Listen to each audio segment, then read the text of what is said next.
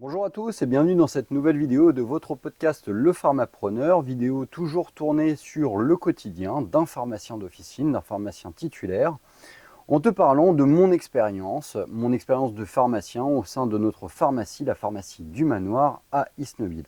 Dans cette vidéo, je vais te parler de ce qui s'est passé cette semaine, jour après jour, mes rendez-vous avec les différents laboratoires, mes interactions avec mes collègues, mais également avec mes patients, les différentes problématiques auxquelles j'ai été soumis, comment j'ai essayé d'y répondre, mes interactions avec mon collègue et associé Marc-Antoine, mais également mes interactions avec les autres pharmaciens avec lesquels je travaille, que ce soit d'une manière économique, avec les pharmacies satellites, la pharmacie de Pavilly et la pharmacie des Emmurés, mais également notre groupe de rétrocession qui comprend à peu près 6 ou 7 pharmacies. Bref, mon quotidien, je vais te le brosser dans cette vidéo qui va durer grosso modo une petite quinzaine de minutes.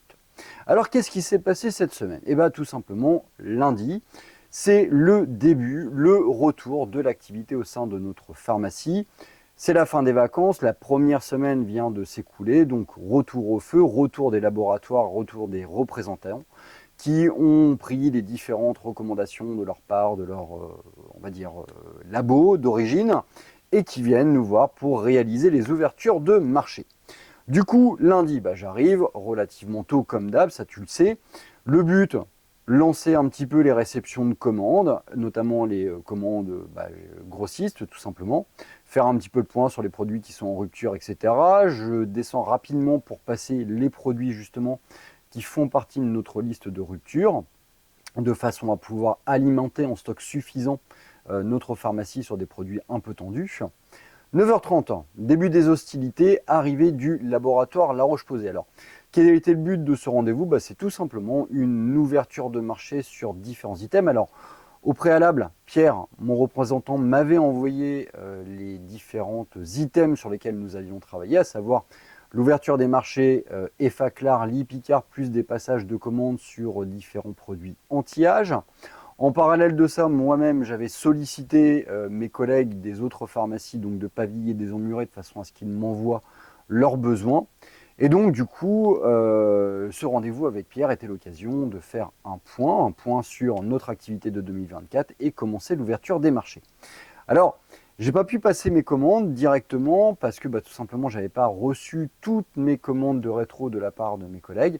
Donc, j'ai dû temporiser. Ceci étant, ce rendez-vous avec le laboratoire La Roche-Posay est toujours très intéressant, donc ce qui nous permet de faire un point sur l'activité du laboratoire au sein de notre pharmacie. Donc tout va très bien. Le laboratoire progresse, en tout cas au niveau du sell-out de notre pharmacie, et pour le coup, en fait, au niveau de leur sell-in également, c'est en progression, donc c'est plutôt positif. À notre niveau, une progression au niveau du chiffre d'affaires, avec une marge qui se maintient, qui reste cohérente, pas de dégradation. Donc pour ça, tout est au vert. Je vais toucher un certain nombre de prestations qui sont liées à l'amélioration de mon activité avec le laboratoire La Roche-Posay. On a parlé également des différentes offres que nous allons pouvoir mettre en place sur le premier quadrimestre. J'en profite également pour gérer avec Pierre la reprise des produits périmés. Je fais également le point sur les différents BRI que j'ai pu toucher. Je fais également le point sur les reliquats de commandes. Voilà, et j'en profite également pour lui passer une petite commande de réassort. Voilà, ce rendez-vous a duré à peu près 1 heure et demie, le temps de brasser un petit peu l'ensemble des éléments, de faire un point et sur la manière dont on allait travailler le laboratoire La Roche-Posay au sein de notre pharmacie. Bien évidemment, La Roche-Posay, c'est un laboratoire qui est important pour notre structure, pour la pharmacie d'une manière générale, et donc pas question de le déréférencer. On va même maximiser un petit peu ce partenariat. Par contre, on va un petit peu plus le travailler en rétro, de façon à pouvoir limiter l'engagement en volume, en tout cas au moment des précaufs, tout en maximisant la remise. Alors, le point négatif que j'ai envie de dire vis-à-vis de La Roche-Posay, c'est justement en fait cette absence de partenariat par rapport au regard des différentes années qu'on a pu passer avec lui. Alors en fait, par exemple, le laboratoire La Roche-Posay, pour obtenir un certain volume de remise, notamment sur des gammes comme le Picard ou comme l'Effaclar, il faut aller sur des unités de l'ordre de quasiment 200-260 unités pour déclencher le taux de remise maximum qu'on va toucher tout au long de l'année. Alors, chichement, le laboratoire nous permet une fragmentation en 2 commandes, alors commande février et mars. Bref, autant dire que c'est juste histoire de dire, parce que finalement, si on commande ce volume sur 2 commandes réparties de 2 mois, ça éclate pas trop le chiffre d'affaires. Alors nous, pour atteindre le palier max, ça correspondrait grosso modo à notre sortie annuelle. Ce qui n'est pas du tout pertinent en fait, parce que ça nous fait une immobilisation de trésorerie qui est absolument conséquente. Alors moi, je regrette que le laboratoire ne permette pas un échelonnement plus important sur l'ensemble de l'année. Bon, bref, la parade qu'on a trouvée, nous, en fait, c'est de se grouper avec nos pharmacies satellites, de façon à pouvoir plus facilement atteindre ce palier, en limitant un petit peu notre engagement volume au sein de notre structure propre de la pharmacie du manoir. Bref, réduire un petit peu notre volumétrie à 3-4 mois de stock, de façon à repasser commande régulièrement tout au long de l'année pour garder un certain volant de trésorerie, pouvoir la réallouer sur d'autres items. Voilà. Donc rendez-vous qui a duré à peu près 1 heure et demie, très intéressant. Ce rendez-vous est à terminer, j'en ai profité pour avancer un petit peu au niveau de la réalisation de mes commandes au regard de ce que Pierre avait pu me donner comme information complémentaire.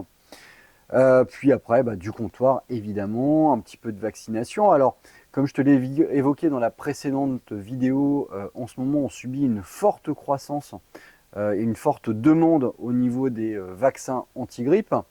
Alors nous, on a épuisé notre stock. On avait un stock qui était proportionné, je dirais, par rapport au volume de l'année dernière. C'est-à-dire que j'avais pris mon volume de sortie de l'année dernière, je l'avais augmenté de 10%. Et voilà, a priori, ce n'était pas suffisant. Alors on a déjà fait une nette augmentation de notre volume de sortie de vaccins. Qu'est-ce qui est à noter c'est que là, on a encore de la demande. Alors, parce que tout simplement, en fait, il y a un peu de grippe dans le secteur de la Normandie. Comment on fait? Tout simplement, en fait, on essaye de se dépanner avec certains de nos collègues. On leur prend du stock parce que nous, on est dans une zone où on a une forte demande et force est de constater que toutes les zones n'ont pas forcément cette même demande. Donc, on en profite pour piocher un petit peu dans le stock des autres, de façon à leur réduire leur stock, à améliorer finalement un petit peu leur volume trésor, on va dire, et mieux l'utiliser dans notre pharmacie. L'après-midi, réception des commandes bien évidemment, puis un rendez-vous avec le groupement Lafayette. Alors c'est le groupement Lafayette qui avait sollicité un rendez-vous au sein de notre pharmacie. Alors nous, on se pose un certain nombre de questions avec mon collègue, on souhaite faire évoluer la boîte. Dans un délai moyen d'une année, 1 année et demie, on souhaite réagencer notre pharmacie. On a atteint un certain palier, mais on sent qu'économiquement, tout autour de nous, la structure, elle peut encore évoluer. On peut passer un créneau. Alors, tout simplement, nous, notre démarche là-dedans, pourquoi on a répondu positivement à la sollicitation du groupement Lafayette, c'est pas tant par rapport à l'image de Lafayette, à vrai dire, on s'en fout un petit peu. Il apparaît que le groupement Lafayette a plutôt l'habitude de gérer des grosses antennes. Et nous, en fait, on estime avec mon collègue Marc-Antoine que on n'a peut-être pas forcément toutes les connaissances, toute la maîtrise pour atteindre le step qu'on le pense pouvoir atteindre avec cette pharmacie. On ne sait pas comment faire en tout cas. Et qu'il y a des groupements qui peuvent nous apporter un certain nombre de clés, un certain nombre de solutions qui nous permettent d'évoluer et de maintenir cette évolution jusqu'à atteindre le goal que l'on s'est fixé sur les 4-5 prochaines années de notre activité. Bref, de l'assistance par ce groupement. Voilà, un rendez-vous très intéressant avec pas mal de discussions, de solutions, d'informations et qui nous ont mis en ébullition, je dirais, et qui ont fait que j'ai sollicité d'autres groupements dont je vais te parler un petit peu plus loin dans cette vidéo. Fin de journée, écoute, du comptoir bien évidemment, du vaccin aussi et un petit peu de logistique. Fin de journée par une petite séance de course à pied, histoire de se vider la tête. 45 minutes de course à pied à bon rythme, ça fait du bien dans le froid normand.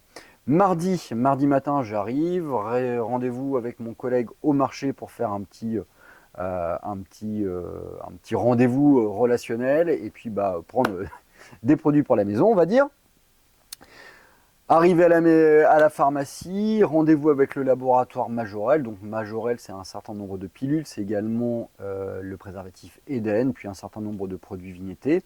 Là encore, c'est un laboratoire que je vais être amené à travailler avec notre pharmacie satellite, donc la pharmacie des Emmurés et la pharmacie de Pavilly.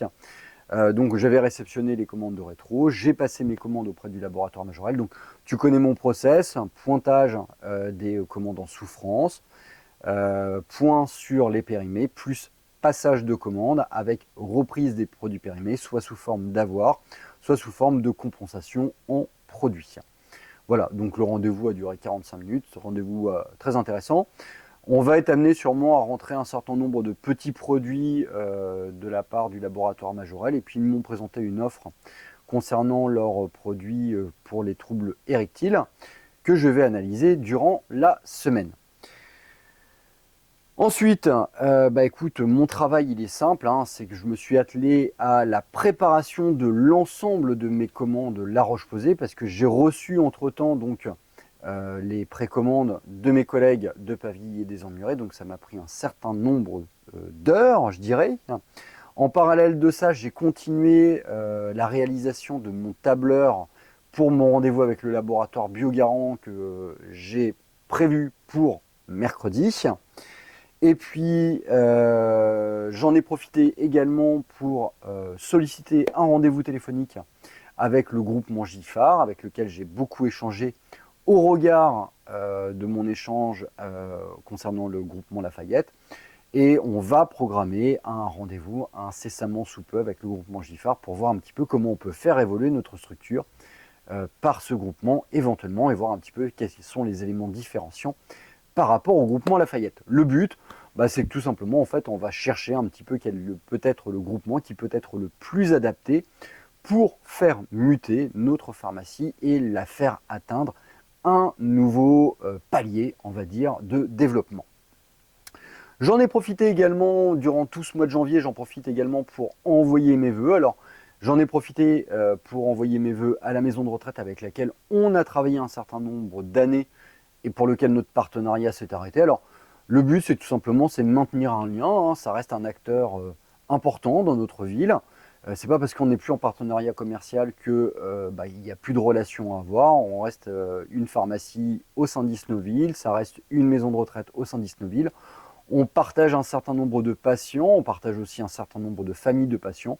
Et je pense qu'il est important de maintenir un lien, même si on n'a plus de relations économiques ensemble. J'en ai profité également pour envoyer mes vœux à la mairie. Voilà, bon, ça c'est important aussi.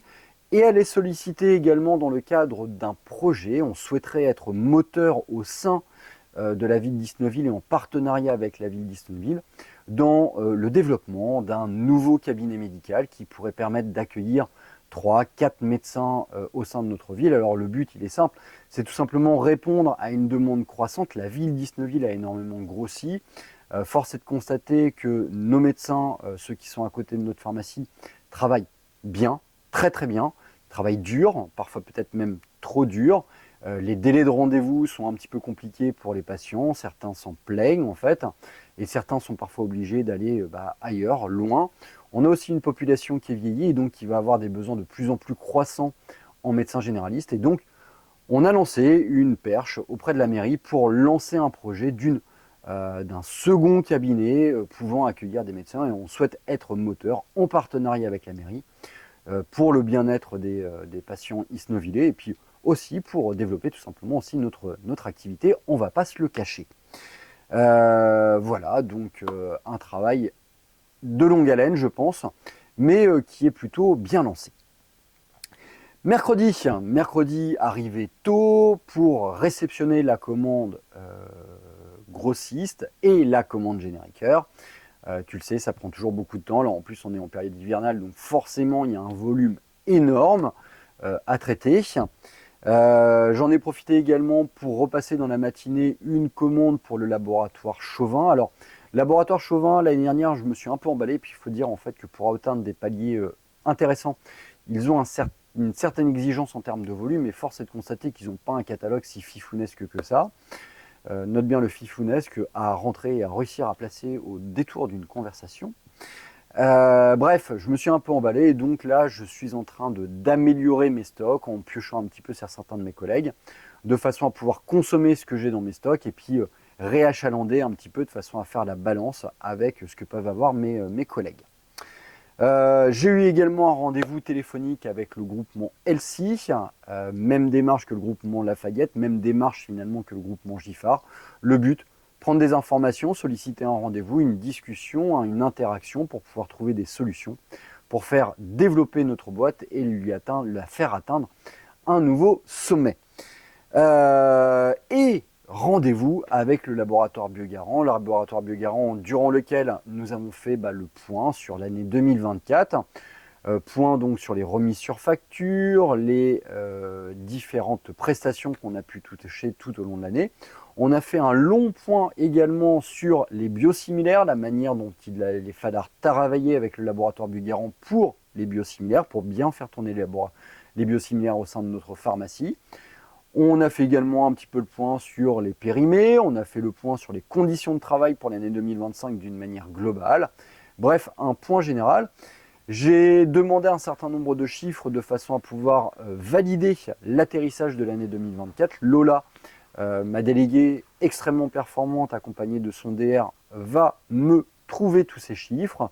Elle devrait revenir vers moi dans la semaine qui vient ou la semaine prochaine, grand max, ce qui me permettra de faire un atterrissage. Alors, grosso modo, on est plutôt pas mal par rapport à l'année dernière. Il n'y a pas de litige, en tout cas rien qui me saute.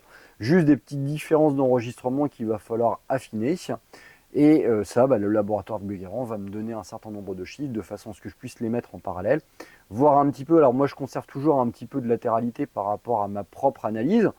Elle n'est pas exempte de défauts et donc du coup j'ai besoin d'un certain nombre d'informations que le laboratoire Biogarant va me fournir de façon à pouvoir le mettre en contradiction et analyser la pertinence de mon propre tableau. Jeudi, comme tu le sais, moi je commence toujours un petit peu plus tard le jeudi. Ce jeudi matin, ça m'a permis d'aller courir tôt, très tôt, car avec ma femme, on avait un rendez-vous chez le notaire pour le développement de notre société civile. L'après-midi est essentiellement axé sur la logistique, l'administratif. J'ai été amené à traiter beaucoup de sécu, de mutuelles. Ça m'a permis également de faire un point avec mon équipe sur la manière de bien enregistrer tout ce qui est sécu mutuelle. Il y a beaucoup de réceptions de mutuelles via notre mail également. Et puis, j'en ai profité également pour faire un point avec Clément et fixer un rendez-vous en physio pour l'élaboration de sa thèse, donc basée sur l'intérêt du BFR au sein d'une pharmacie. Visio donc, qu'on aura la semaine prochaine. Et pour cette thèse, moi je vais être co-directeur et cela me fait extrêmement plaisir. Voilà, pour conclure cette vidéo, aussi gros big up à l'ensemble de mon équipe qui, sur la dernière semaine, a fait un énorme travail de réorganisation de notre espace back-office. Je tiens à souligner la qualité de leur travail. Annabelle, Marlène, Amandine, Romane, je vous remercie pour votre travail. Franchement, le back-office, il est topissime. L'administratif n'en sera que plus efficient. Continuez comme ça, c'est parfait. Et puis, vous aurez une petite surprise à la fin du mois pour vous remercier de tout ça, en plus de la galette que nous avons de nombreuses fois sur ces derniers jours mangé ensemble. Sur ce, je vous souhaite une très bonne fin de journée, une très bonne fin de semaine. Je vous dis à très bientôt pour une prochaine vidéo de votre quotidien. Prenez soin de vous, prenez soin de vos équipes et puis négociez dur car c'est le moment.